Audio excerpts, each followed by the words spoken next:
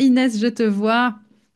J'ai envie de t'accueillir avec des feux d'artifice parce que je suis tellement contente. T'as été, moi, je me souviens de la première fois qu'on a échangé. Tu étais toute, toute timide presque. Et je me disais, waouh, cette jeune maman qui veut accoucher naturellement. Et quel chemin t'as fait? Quel chemin Ouais, c'est parcouru. vrai. Pour toi, évidemment, tu te rends pas compte parce que soi-même, on se voit pas évoluer. Quel âge a ton bébé maintenant? Rappelle-moi. Donc, du coup, aujourd'hui, il a 10 mois. Dis-moi, bon, ça Ouais, fait presque un an, bientôt un ouais, an. ça fait presque un an, ouais.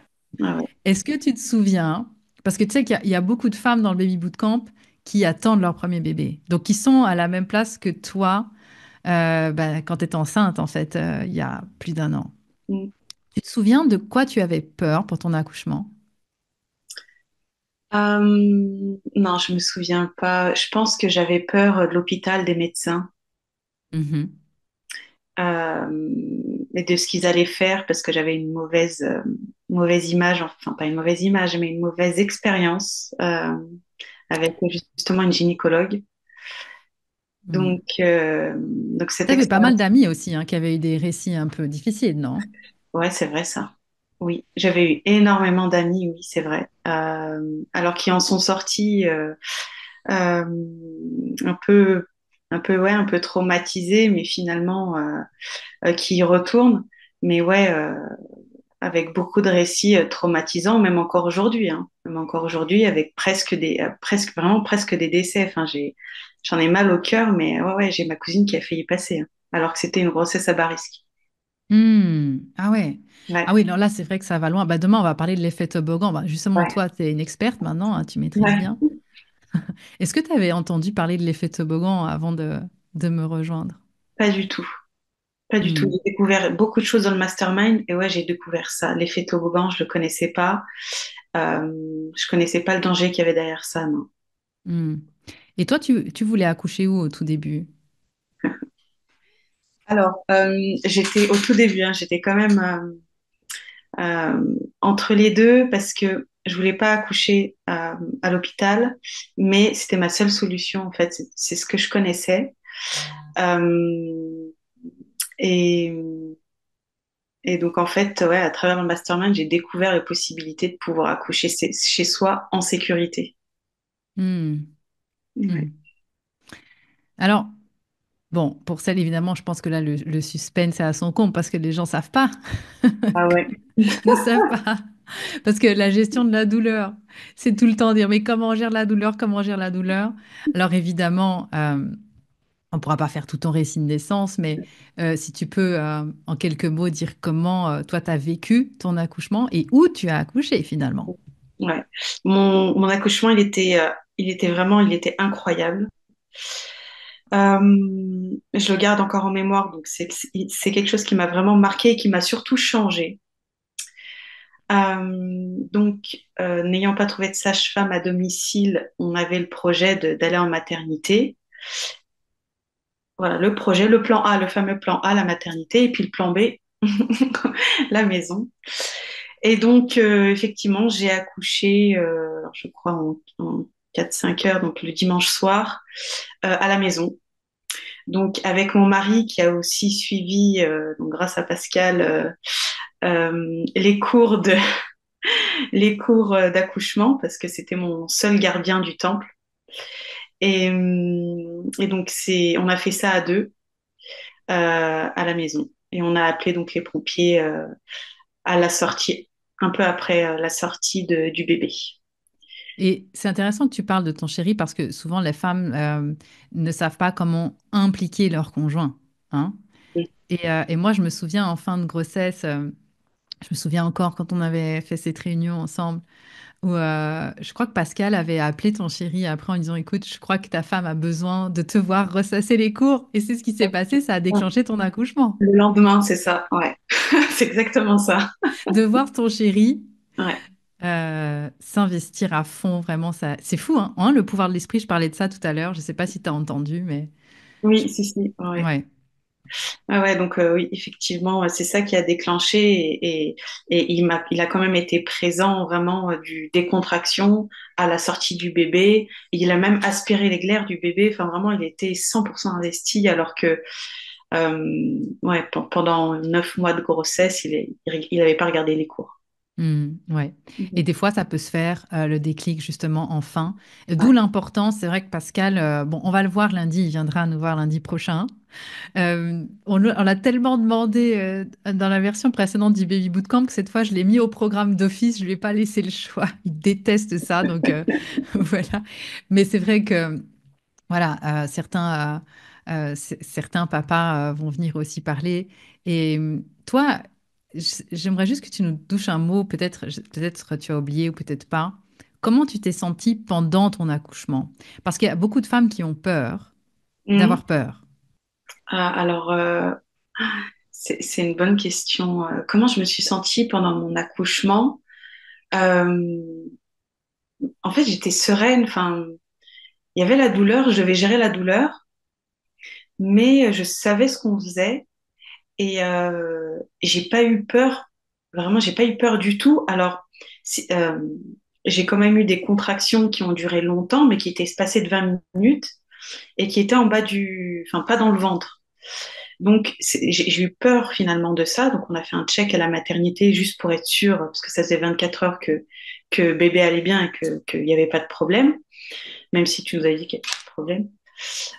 Mais à part ce moment-là, où voilà, au bout de 24 heures, tu es fatigué, les contractions pendant 20 minutes, ça fatigue.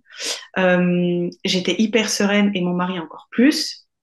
Enfin, il aimait pas me voir euh, gérer les douleurs. Enfin voilà, ça l'a Mm. marqué, mais euh, je sais pas, c'était vraiment ça s'est fait tout seul. J'étais dans ma bulle, dans mon accouchement.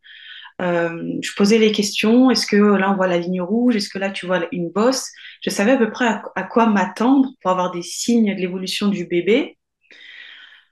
Ouais, j'ai fait ça comme si j'avais fait ça toute ma vie. Bon, c'est la Waouh. première fois. Oui, parce que là, tu parles de ligne rouge. Effectivement, peut-être que les personnes ne Oui. savent pas ce que c'est. Ce sont des choses que je vous mets comme mémo. Et puis, Ouais, les hommes ont un peu des fast track, comme on dit à Disneyland. Ils ont des accès rapides pour pas faire tous les cours pour ceux qui sont un peu plus voilà, pressés. Donc, ils ont des petits mémos avec des repères ouais, c'est ça. visuels. Et c'est vrai que ça c'en est un très important. Et c'est Oui, rigolo que tu parles de ça. Tu t'en souviens quand même, dis-moi après. Tu oui, c'est pourrais vrai. former tes amis maintenant à la naissance, parce que tu es Ah calée. ouais, ouais, ouais, clairement. Et alors toi, tu as fait un séjour après en structure parce que ça aussi, on demande dans le chat pourquoi les pompiers. Il n'y a pas eu Oui, d'urgence en réalité. non. Euh, mais c'est vrai que on le voit même dans le mastermind de la naissance, je le dis juste avant que tu puisses expliquer, et c'est d'où l'importance de la synergie du groupe. Plus les femmes accouchent à la maison, plus ça encourage les autres. Et il y a souvent aussi cette crainte, quand c'est un premier bébé, etc., on a moins encore de témoignages dans la communauté. Et moi, je vois maintenant que ça a complètement évolué sur ce point-là, hein. Alors Ouais. pourquoi les pompiers? Pourquoi les pompiers? Parce que comme on devait accoucher à la maternité, on voulait pas avoir les services sociaux sur le dos. Donc, on s'est mis d'accord pour que, donc, dans le fameux plan B, si on accouche à la maison, on prend notre temps. Donc, effectivement, je crois qu'on a appelé les pompiers au bout d'une heure et demie, 2 heures. Mais on appelle les pompiers en leur disant, voilà, ça allait très vite, euh, et que, voilà, que le bébé est là. Et pour que, on va dire, on va dire, l'État puisse prendre la suite. Ouais, puisse prendre la suite des choses. C'est juste pour ça, c'est juste protocolaire pour entrer dans, dans le système, on va dire. Et t'as regretté? Oh, j'ai complètement regretté. Je le savais d'avance, mais vous voyez, c'est intéressant de, merci de témoigner comme ça parce que souvent, les personnes se disent, ah, mais c'est réservé aux femmes qui ont, voilà, qui veulent faire un accouchement à la maison de A à Z, etc. Moi, je dis toujours, il faut s'adapter aux personnes. On ne peut pas imposer, et je le savais que tu n'aimerais pas ce passage-là. Et en même temps, tu vois que bah, voilà, ça t'a servi d'expérience, mais tu avais les connaissances pour malgré tout rester détaché de toute cette scène de théâtre que tu as vécue. Oui, ah oui, complètement. Ah oui, oui, complètement. C'est vrai, effectivement, je voyais. vraiment d'un autre. J'étais derrière la télé en fait, et la télé c'était bah, des quinzaines de pompiers qui savaient même pas quoi faire honnêtement, qui voulaient déjà manger, enfin voilà, qui savaient pas quoi faire. Avec mon mari et mon bébé, mon mari qui était là, on a fait le pot à pot malgré, enfin voilà, malgré leur présence et enfin ému. Et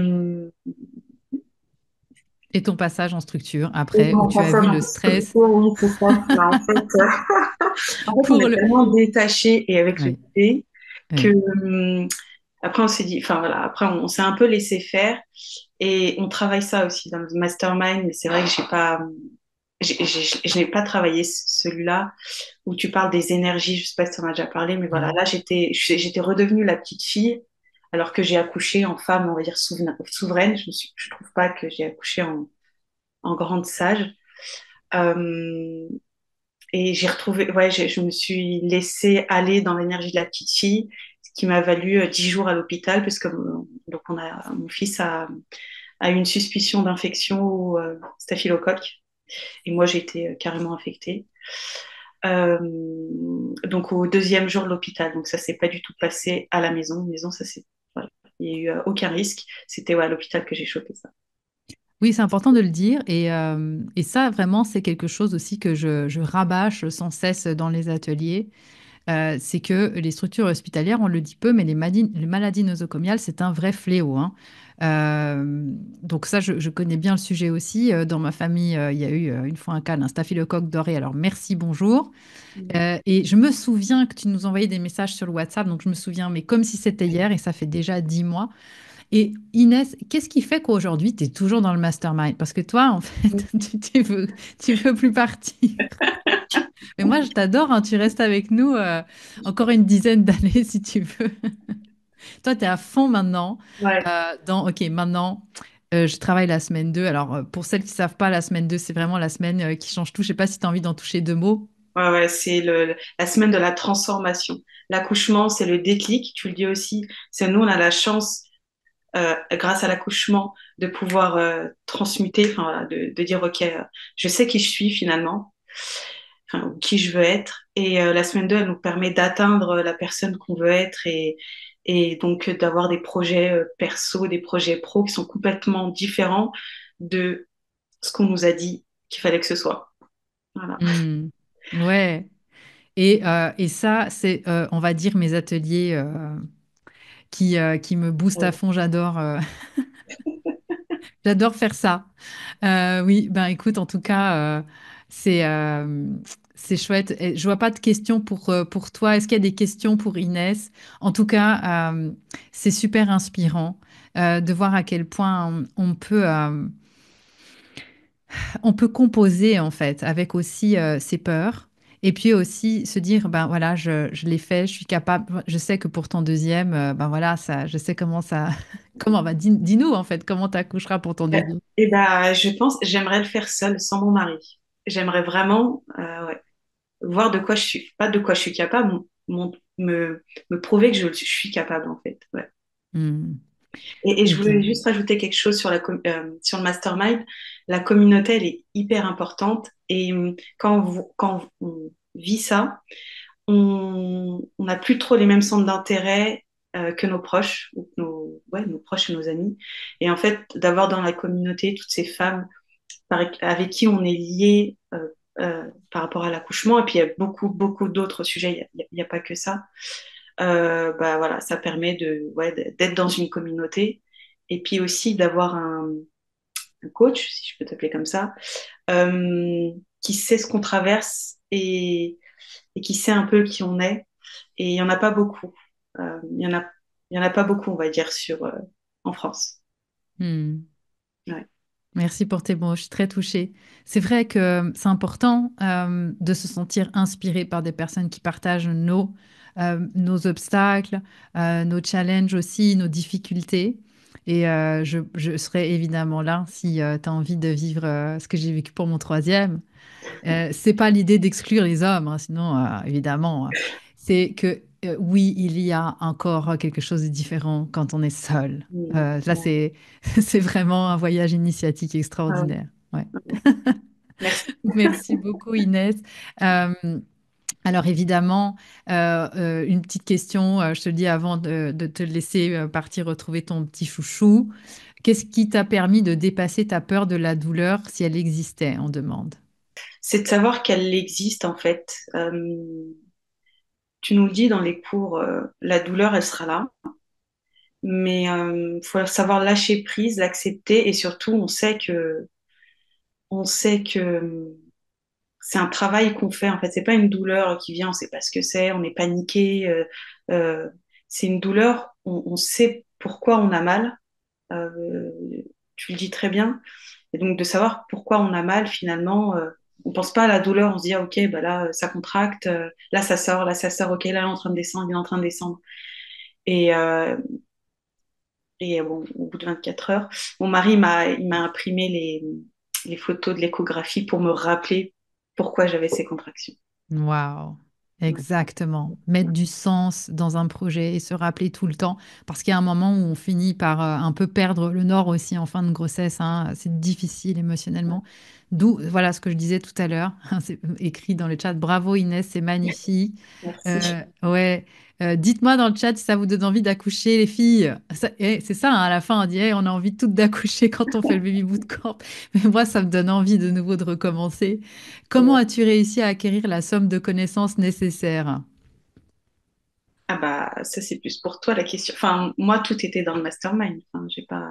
On va parler de l'énergie de la petite fille, et je sais que toi, c'est vraiment une énergie qui t'attire, enfin, pas qui t'attire, mais disons que tu comprends bien. Et c'est aussi la raison pour laquelle on parlait de la semaine 2. Ça, on va en parler après-demain au J4. Merci, merci, merci beaucoup, Inès, pour ton partage et ce moment ensemble. Merci à toi. Un Merci. gros bisou. Merci. Ciao, ciao. Bye.